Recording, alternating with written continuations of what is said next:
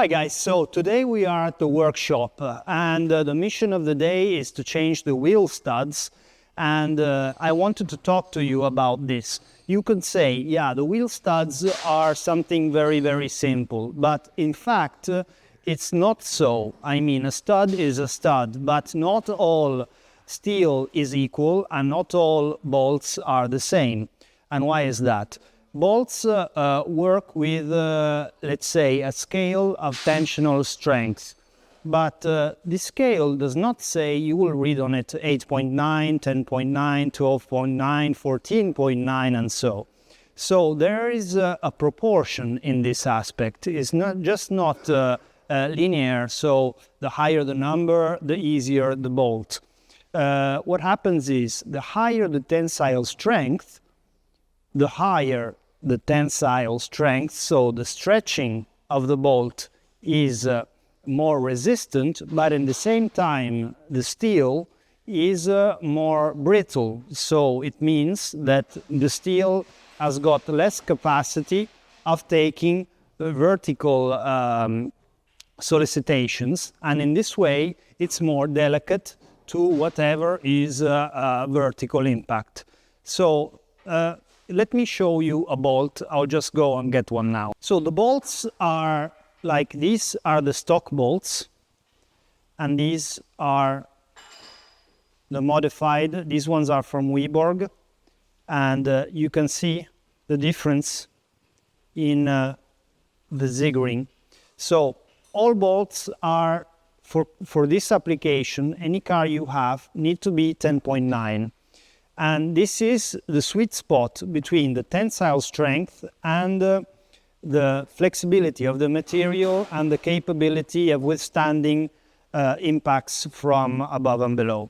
So what has happened on cars, even my friend Chris Pellowy from UK in the last week, unfortunately, he suffered the breaking of all 5 of the wheel studs that just got decapitated, cut off on his car, and the elements were from hard race. I told you some things are good, some things are not good. I'm not saying that this was the specific case, but most probably those bolts were of a higher tensile strength, and this, and also the quality of the material, could have not been good, and this is why he had this problem. Another cause of breaking your bolts on the car may be given by the fact of not torquing them down correctly.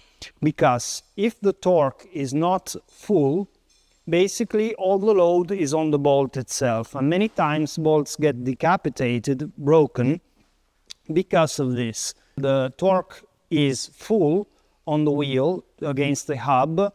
The hub also complements in taking the axial load.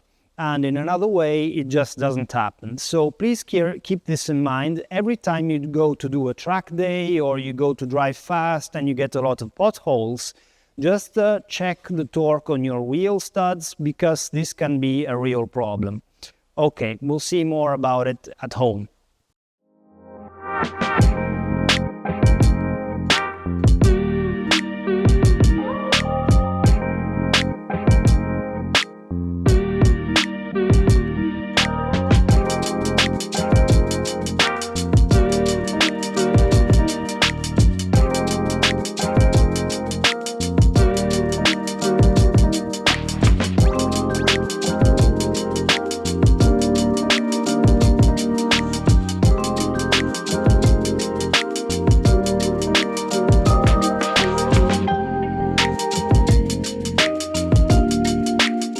I'm back at the base, and yeah, the installation on the Yaris of wheel studs is not the easiest thing of the world.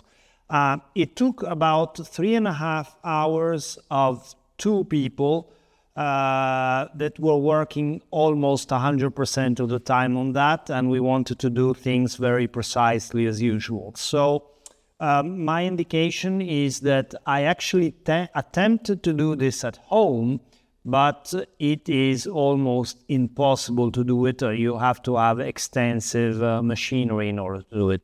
So save your car. Please torque down to the desired spec all your wheel studs in the right way and always check them. Always check them. High quality studs on the GR Corolla, on the GR Yaris, they can go at 120 Newton meters of locking force, and you just wrench them down and check them, because if you don't, or if you use low quality parts, I would just stick with your main brands. IBAC, you can go to WIBORG, you can go wherever you want, but the big brands, let alone cheaper Chinese options, please, because there is nothing that is more important to keep the wheels on your car, for real. I mean, there is no talking about this. You have to do it.